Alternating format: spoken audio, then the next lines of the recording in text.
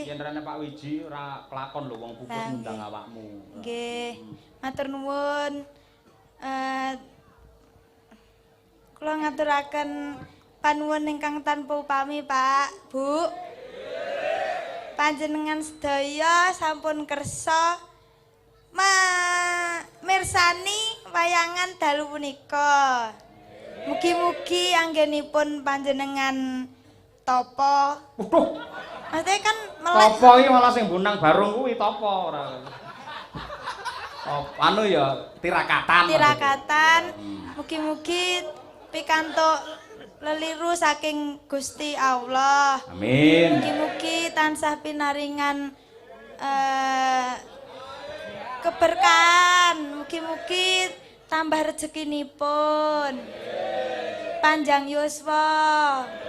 Sampun. Oh iya, matur nuwun Nyageng Jawil Kasut. Iya. Sinten nih, Pak? Awakmu ndur gelungan apik nggih bayak lendang ngisor kasutan ngono ora.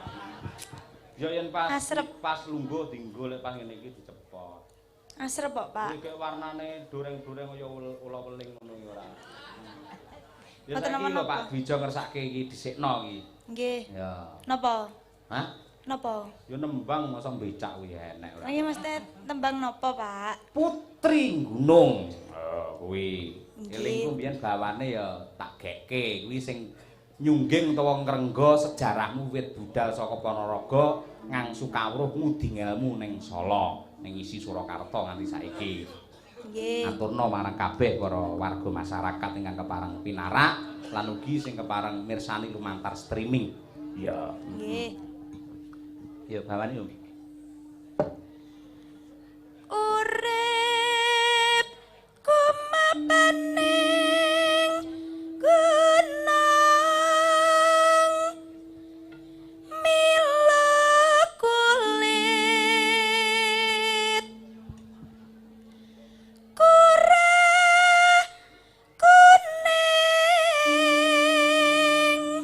Mapan ana gunung mula kulitku ra kuning. Iya, ireng. Tur tambah bekisik. Ha iya. Ora apa-apa saiki wis saba salon. Wis ngerti perawatan. Ha iya. Ora apa-apa. Terus paitanku mong kasetyan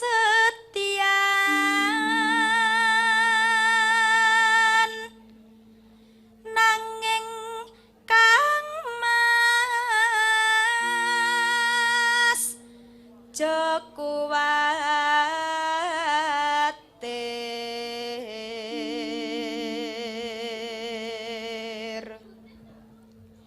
ra bakal ndika kuciwa neno gandeng tresna kelawan umi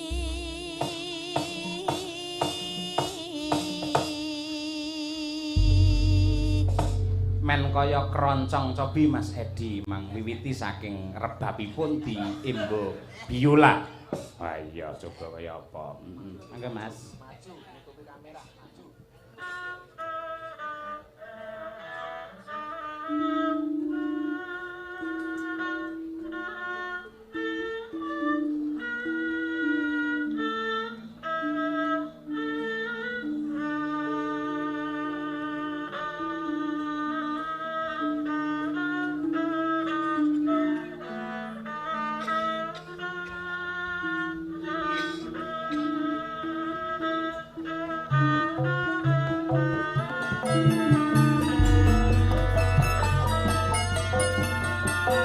Nadyan aku bocah gunung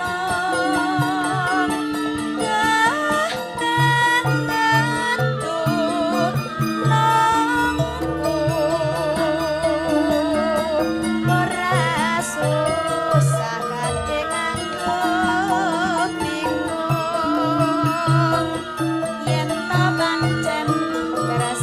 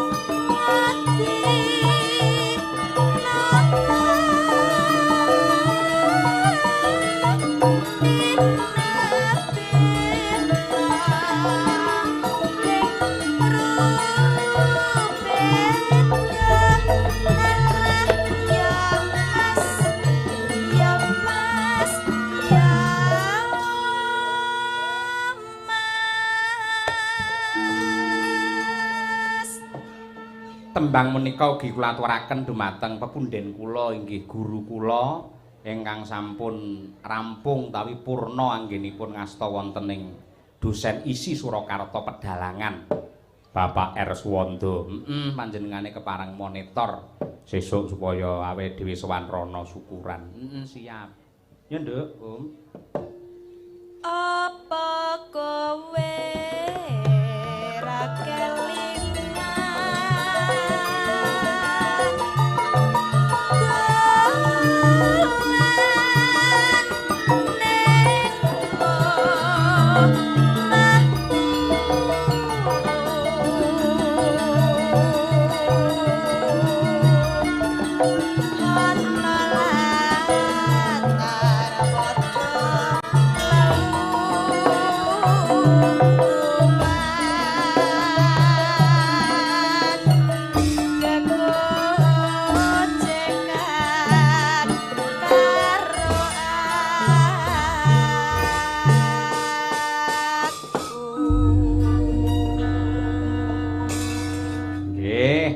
sembah nuwun sing mirasa dhisik ya Mak sing laras-larasan dhisik. Terus saya anget atur panglipur marang kabeh para warga masyarakat ing Pupus. Iya, luar biasa yo. Sing dinteni karo kabeh para pamirsa ya kuwi Mbak Elisa Orkarus Alaso. Ya. Yo bareng so kurmati.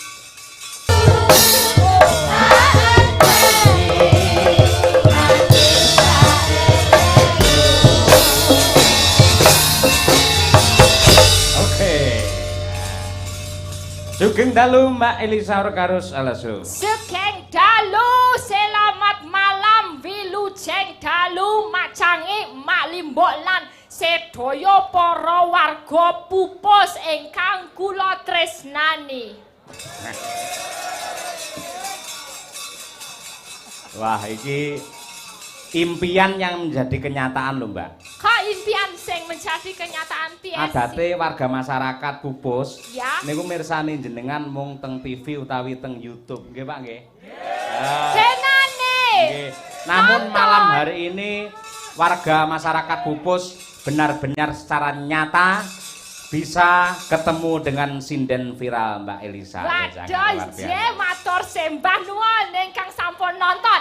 Kalih sing teng YouTube sami mboten. Apik sing ning gambar apa asline, Pak? Ayo iki to, Pak.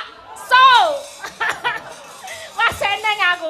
Lek seneng aku arep mbales mau ya. Apa? Mangan timus pas dina riyaya. Muga-muga warga Pupus sehat sedaya. Amin. Wah, cerdas iki. Terus, neh. Meneh ya. Ya. Kena angus nggon tungkak. Polahe. Ora apa-apa to, nek nggon ngarep kan bebas to. Iya, bebas. Warga Pupus rezekine ora lokak malah tambah kebak. Amin. Neh no. Ya. Numpak tosa mlebu jugangan. Elisa butuh kehangatan. Wah.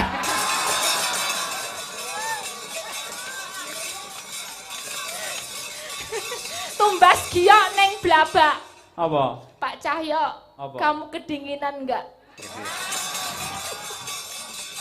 Aku sumuk banget sih aku. Sik sarung iki mau piye mau? Sarung iki lho mau.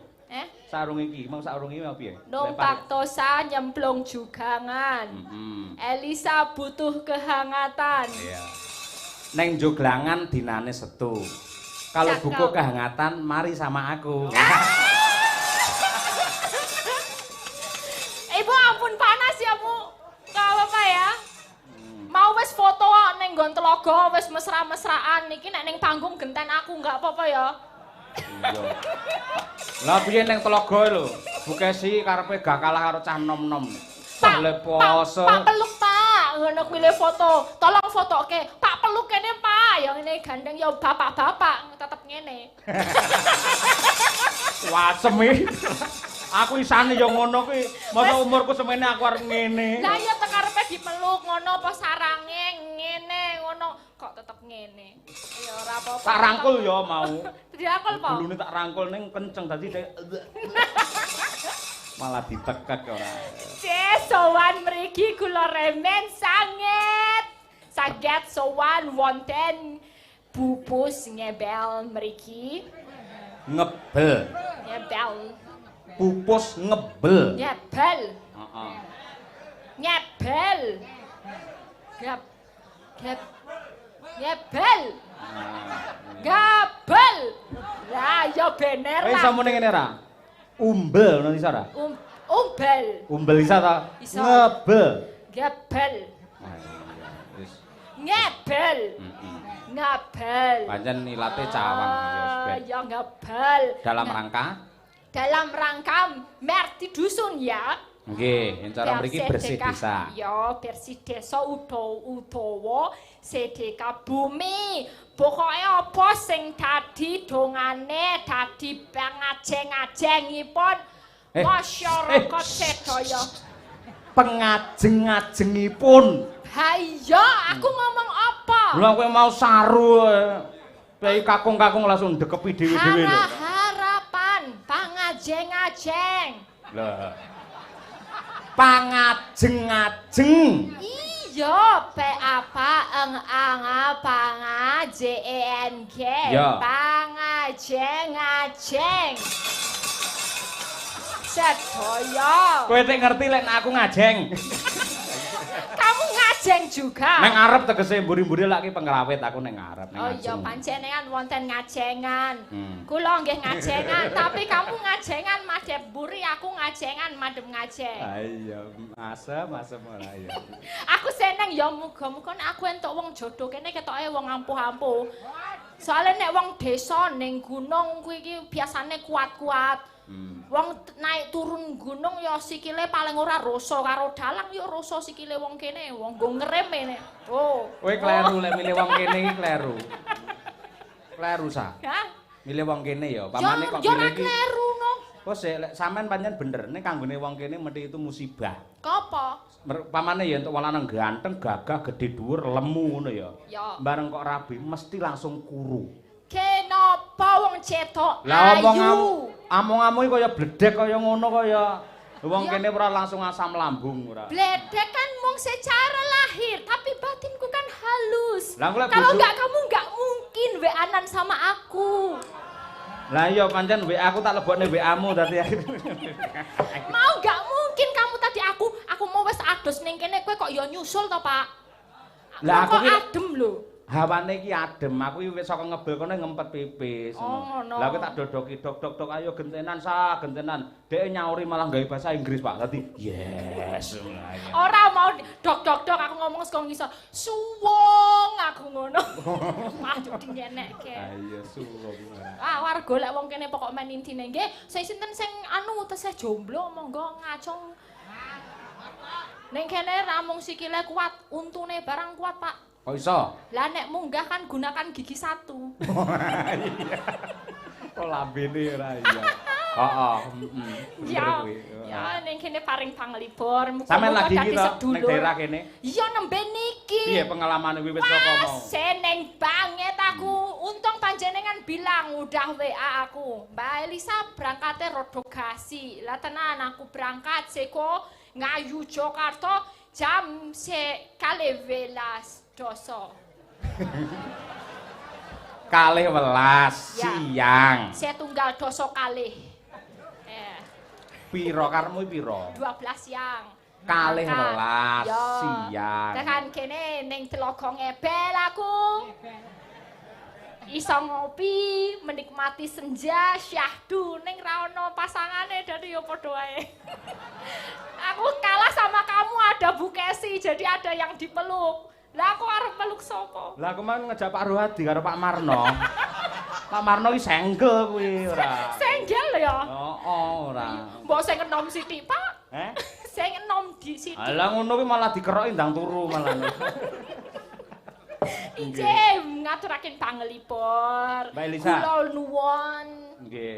Niki wau Pak Lurah ngendika. Ujar estu Pak Dalang. Mangke menawi Mbak Elisa estu dugi teng Nggih. pupus, mangke menawi Mbak Elisa pun jumeneng kula nggih kepengin salaman, kepengin jagongan teng panggung kalih Mbak Elisa. Wah, sebuah kehormatan bagi saya menawi Pak Lurah kersa minggah wonten pepanggungan nembang sansaya apik meneh ceta piyaying budaya sansaya apik meneh nek aku belum ngomong lho napa Pak aku ora ngomong lho ayo diaturi ayo ya monggo Pak Lurah minggah ambil panggungan Pak Sijo monggo Pak Sijo ayo katuran pinarak wonten pepanggungan ayo duduk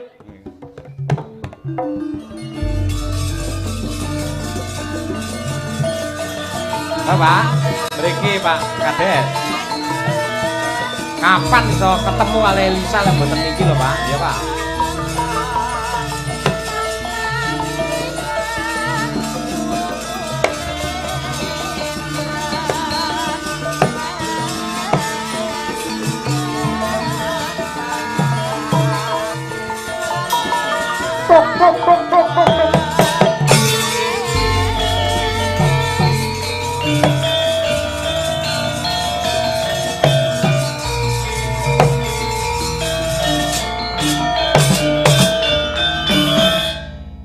Sugeng dalu Pak Lurah.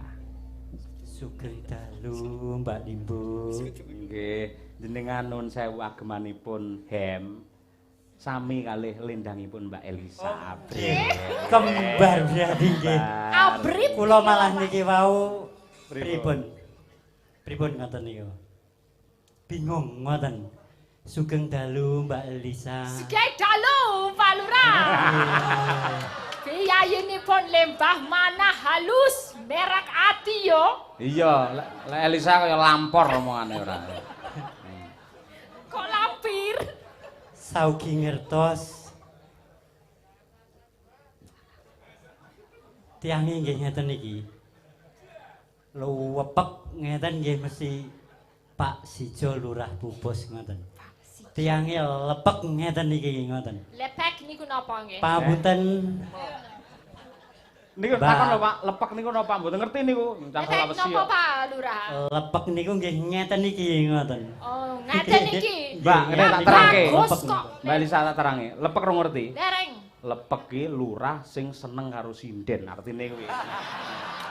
Alah bilang dari tadi lho, Pak. Kula kan langsung ngerti nek panjenengan remen kalih sinden. Mau bang caket-caket kalih kula nggih. Ampun jauh-jauh, Pak. Hati-hati Pak Lurah, bengkokmu awas. Bosok iki. Ngene bosok iki. Ampun kumujeng niki Ibu mirsani mboten nggih? Mirsani Mbak Elisa. Mirsani nggih. Nggih. Niki aman Bu aman kalih Nggih. kula nggih. Malah ngeten Mbak Elisa. Sejatosipun kula menika kalian Mbak Elisa, Mbak Umi, kalian Bu Kesi niku sampun kenal. Malah kalian panjenenganipun Mas Cahyo ingkang dereng kenal ngoten. Asem berarti viralku di bawah mereka-mereka. Nggih. Met sewu nggih. Nggih, Pak. leres. Ya pancen jenengan lurah lepek kok mula nggih. Seneng kali sinden maksudnya. Kula niku kadang-kadang teng griya niku mirsani HP kalih mesa mesem. Lah dikinten kalih bojo kula niku, "Leh, bapak ki kapan le mulai rada selereng niku?" Nyuwun pangapunten malah ngoten. Ngoten Mbak Limbo. Lah nggih. Ngoten niku. Nggih. Ning pun mantun to Pak niki? Sampun, alhamdulillah sampun ngoten. Alhamdulillah sampun. Nggih. Dadi yang saben dalu dipirsani teng YouTube niku Mbak Elisa, Mbak Umi. Lek kehebatane Mbak Elisa napa? Jujur mawon, Pak. Dalem Kehebatane sing maring jenengan kesengsem. niku wau. Kula badhe minggah niku wau nggih badan kula kekel-kekel pripun ngoten. Lah Kok maknane kuwi berarti. ngendikane niku kok pating blekuduk ngoten. Tapi nggih lucu ngoten lho. Aku nyen diko blek kutuk iki piye to, Pak? Lho kutuk ora Blek ngerti. kutuk iki nek Masalah. ono blek Udu, kutuk. udu kuwi cara Jawa Timur cara Ponorogo. Apa blek kutuk? Blekutuk ki pengin demok bokongmu. Lah kuwi Ya ampun, Pak Aduh, Lurah. mati Panjenengan ya. jujur sanget to, Pak. Jujur sanget. nggih. Berarti Berarti biasanipun namung mbayangke nggih. Nggih. Nggih, Mbak. Lah niki pas kepanggih nggih leres kali ngendikane Nggih. Pak Cahyo kala wau Pripun? ngoten. Leres niku. Pripun? Nggih pas berarti ngertos kalian napa ingkang kula gagas ngaten. Nggih no, nggih. Panjenengan pripun sakniki saged nanggap wayang gek rame banget, rame sanget ngaten iki bunga bombong. Nggih. Nggih, alhamdulillah Mbak Elisa. Niki kula niku kados ngipi. Tapi alhamdulillah dalu menika ngipi bisa jadi kenyataan. Ngoten. Awit saking sedaya panyengkuyung Nggih. warga masyarakat ingkang ketawis utawi terwujud kanthi kompak menika saged kasembadan warga masyarakat Desa Pupus atas dukungan warga masyarakat saged kasembadan ngrawuhaken panjenenganipun Pak Cahyo beserta kru Madangkara. Pramila nyuwun pangapunten ugi matur suwun sanget menika kula dalu niki nyambat. Nyambat Mbak Lisa. Nyambat? Nggih nyambat niku mangke kondur mboten dipun saosi kalih amplop ngoten. Loh, lah terus? Terus pripun niku? Nyaosi duit ngoten. Menawi kula saosi amplop lah mangke mboten kersa. Wah, sampean bae lurah ya kaya aja kluthuk bae. Banyak. Lah niki ngeten Mbak Limbo. Pripun? Mila kula dalu menika mboten ngaturi Gareng Semarang kalian Mas Percil. Heeh, Menika niki cekap kula ingkang. Dagelane kula. Wah, nggih to, Pak. Kan niki radi irit ngoten maksud kula. Janjane nggih mboten janjane. Mboten perkara niku. Jenengan lak pengen didageli dhewe. Bintang tamu dhewe men cedhak kali Mbak Elisa. Mila sing disawang ngriku terus mergo pengen sampean pengen blekutuk Elisa to, gitu. Apa ngoten? Nggih. Berarti mangke sios blekutuk. Mboten Mbak Elisa. Mboten. Niki kula ajrih dipun pirsani panjenenganipun Bapak Kapolsek. Bapak Kapolsek wonten Nggih. rawuh. Lho, Pak Kapolsek ngendika pun ana. Pak Lurah, lanjutkan. Lho.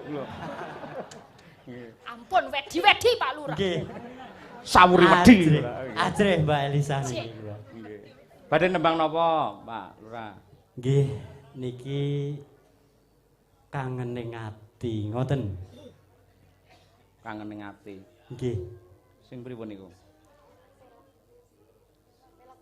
Niki nyobi tapi sejatosipun nggih niki ndruwedeg-dredeg pripun ngoten. Soalipun menapa Nggih. ingkang wonten ing ngajeng kula menika wonten mahasiswa, wonten mahasiswi, ugi wonten dosen. Nggih. Niku saking isi. Lah niku berarti kan godange seni kan ngoten, Mbak Nggih. Ibu. Ning godange dhuwit lak jenengan, nggih. Nggih alhamdulillah, Salah. mugi-mugi sak pengkere Nggih. menika bersih desa pupus dados gudange dhuwit. Amin. Amin ya rabbal alamin. Wah, lek kene godange dhuwit jenengan aja malah rabineh engko malah. Mboten. Lah niki untune mawon pun mboten genep mangke kalih ibu mboten kepareng ngoten. Nggih. Kanca-kanca siap kangen ning ati. Wah, nggih. Mawibawa mboten Pak Lurah? Nggih insyaallah Wah, nggih. belajar niki ngoten. Nun, Belajar. lho mriki mboten iso belajar. Oh ngoten. Lek wani ya wani, lek nganti kleru Oh, ya ngoten. denda, nggih. Siap menawi ngoten. Biar bayar. Nggih.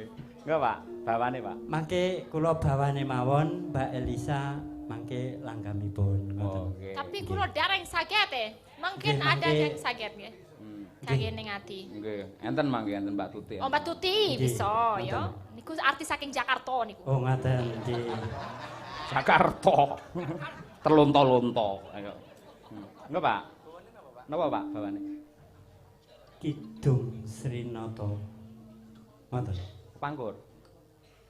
Ngoten niku napa? Pangkur napa-napa. Kula yo mboten apal niku. Wah, Ha iso. komen niku. Heeh. Pak Lurah prisane stempel lah. tokas marang. Oh, nggih. Sinom ngoten niki. Nggih, nyuwun pangapunten. Kidung Srina tokas marang. Tepuk tangan untuk Pak Lurah. Wah, nyolong ketek ya, Pak. Lah iya lho, Pak Lurah. Suwantene sae tenan lho. Lho, piye Panjenengan budaya? kok nggih nyolong ketek to, Pak? Nyolong Panjenengan petek. suwantene sae sanget lho. Sak. Nyolong petek. Ya petek. Ora kethek ora. Kethek kathah mriki. Niku sebelah niki kan pun pinesan niki. Kethek nggih kathah. Oh, nggih, nggih, nggih. Manis anggugah hati.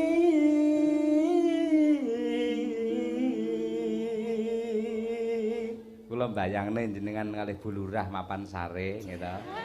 Jam 10 bengi.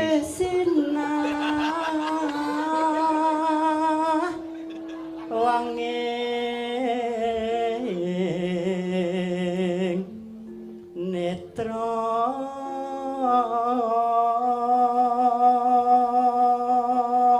Bu Lurah mesti komentar, "Pak, kowe adan apa piye to, Pak?"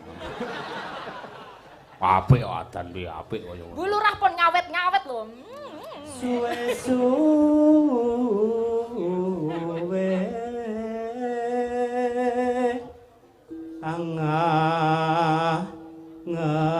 angani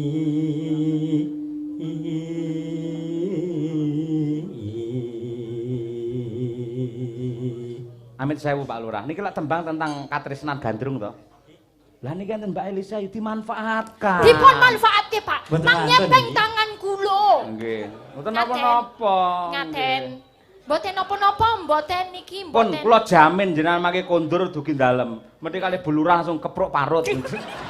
Lah niki mengke lek kula lali pripun ngoten. Kula elekke. Nggih, mboten napa-napa. Timbang astane nyekeli sabuk ae ngono. Nggih, Pak.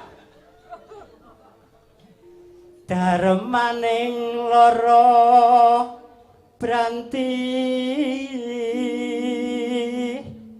solaeka nandang uyo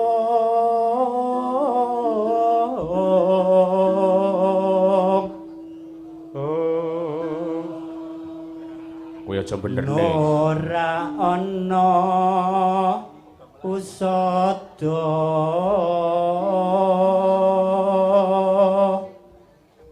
yen ra ketemu sliramu wong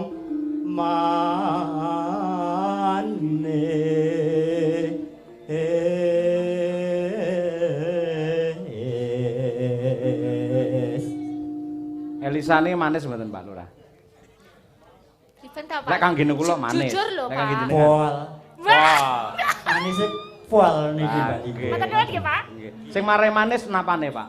pun sedaya Wah. niki mboten wonten cacate ya Nggih. Mboten wonten cacate pripun? mboten wonten Cat. Oh, Cacat, Mbak. nggih, Lambemu nggih. sak? Cacat to iso. Oh, cacate. nggih Lagi iki ana lurah ra kajen. Neno. Lah nggih, niki nanggap larang-larang lurah ra kajen.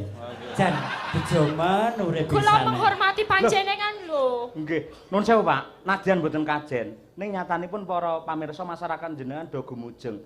Pahala sedekah Anda malam ini karena bisa menyenangkan masyarakat semuanya ini. Alhamdulillahirabbil alamin. Nggih. Nggih. Oh, iya. Nimas manis nyoto kangkar yokas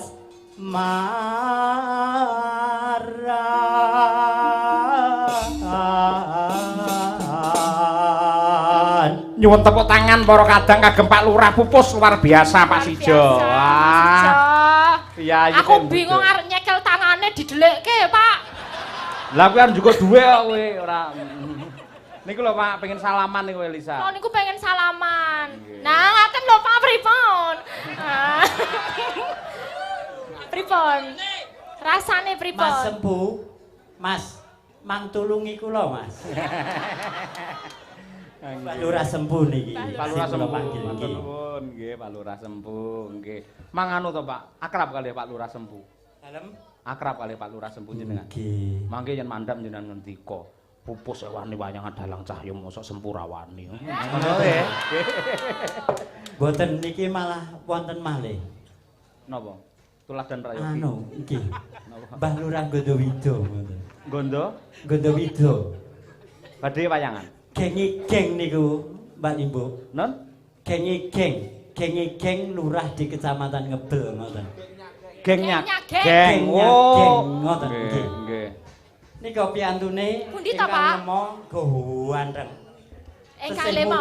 Tesih niku timur. to? Saesuk nggih. Waduh, Pak. Oh, kok Mengke kasuwun minggah pepanggungan Lah, nggih to. kersane saged mirsani Mbak Elisa, Mbak Umi kanthi celak ngoten. Nggih, nggih. Ning janjane sik ganteng jenengan, Pak. Mila Sing gagah jenengan kalih Pak Lurah pundi wau sing geng-geng niku wau. Gondowido. Nggih. Kondo Yuda. Buktine jenengan luwih gagah wani nangkep wayang ngeten. Oh, Gagah ngoten. jenengan. Nggih. Lah niki mregi kula awali niki lho. Nggih. Kula awali niki lah mangke kersanipun Mbah napa Mas Demang niku mengke gek gentos nanggap panjenengan. Amin. Amin. Nggih, amin matur nuwun. Niki memperkenalkan di wilayah Kecamatan Ngebel. Ngoten Nggih, Mbak Ibu. Leres Pak, matur nuwun sanget Pak Lurah, nggih. Nggih mengke lek upami kula nderek nyeponsoraken ngoten kan bayarane radi sudo ngoten nggih. Lagi iki bae Dek blantik bae. Lah Oh, pripun wah matur nuwun sanget nggih nggih nggih. Malah jujur ngene iki apik lho, Pak. Nggih, lah Karuannya. pripun? Nggih. Lah kula niku kondange Lurah Pupus niku Lurah Ladak, tapi lek teng nginggil panggung kula nggih saged guyu lho. Lah iya lho kek ento. Matur nuwun. Nggih wonten malih yang badhe dipun dawuhaken. Sampun Mbak Limbo. Sampun. Badhe mandhap. Nggih. Nggih. Nggih. Nggih. kula Pun niki ngaten badhe niku mandhap. mawon.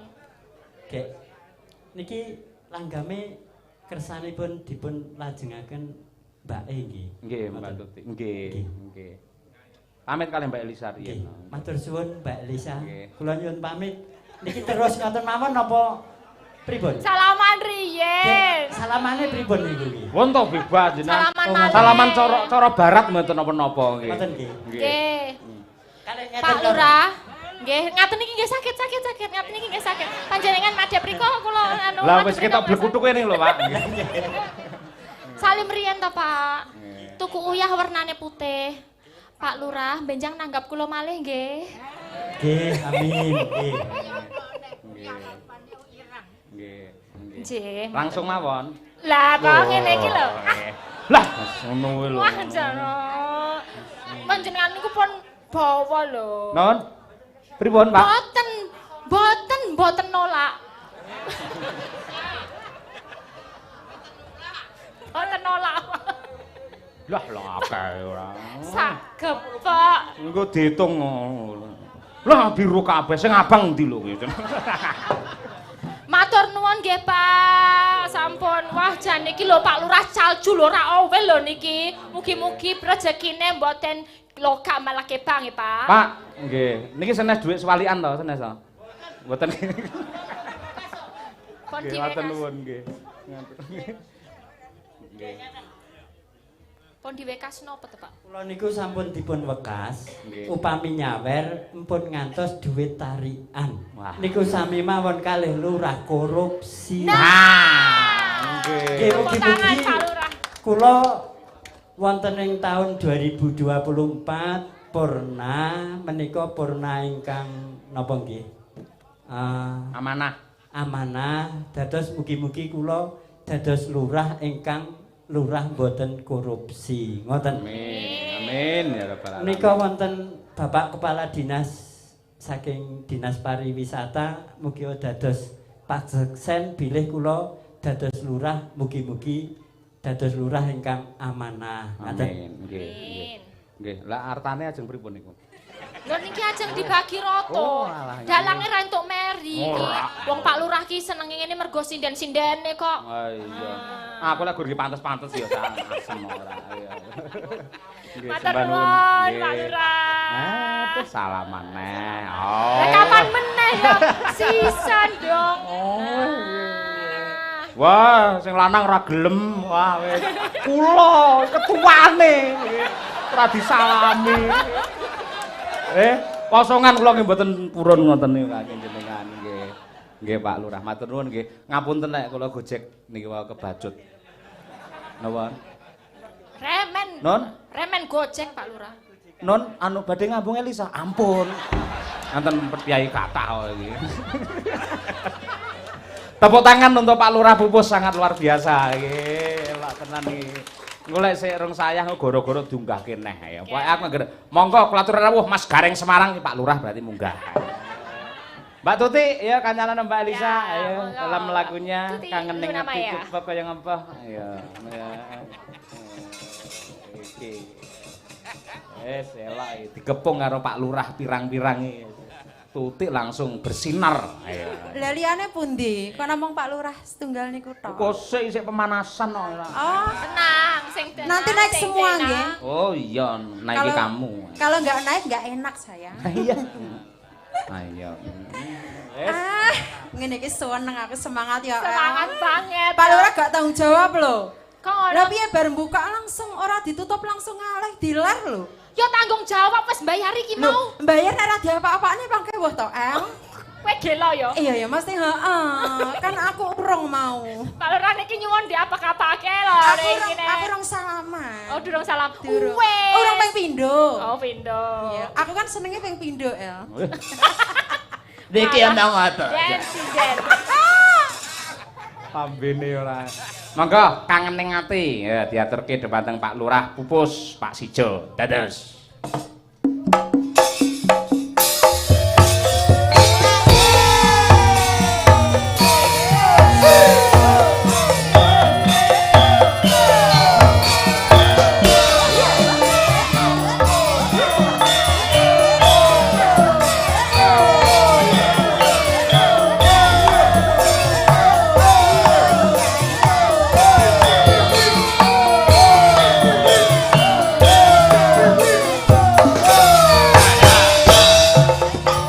Retnowati Triastuti.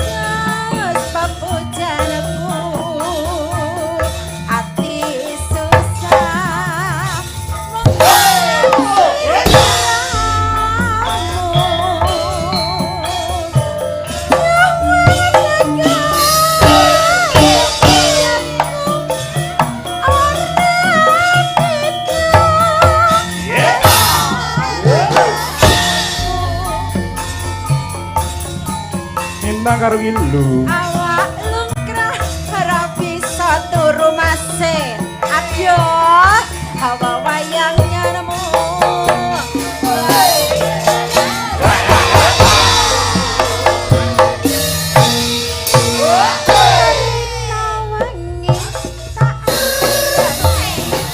Asik. Hati susah nunggu gawe balik. Rasanya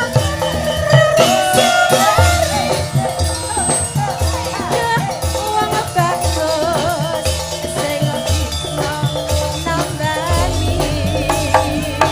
Ya halah enak ya. Enak banget. Enak ya Pak Lurah. Biasa. Aja ngono to.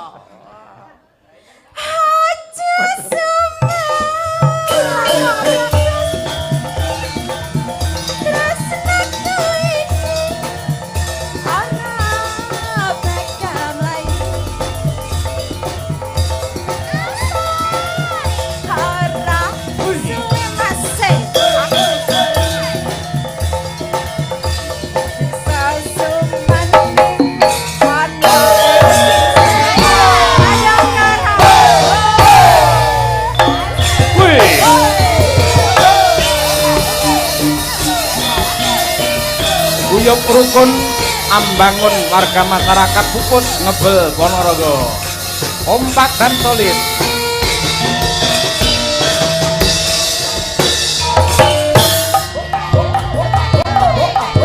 Woi.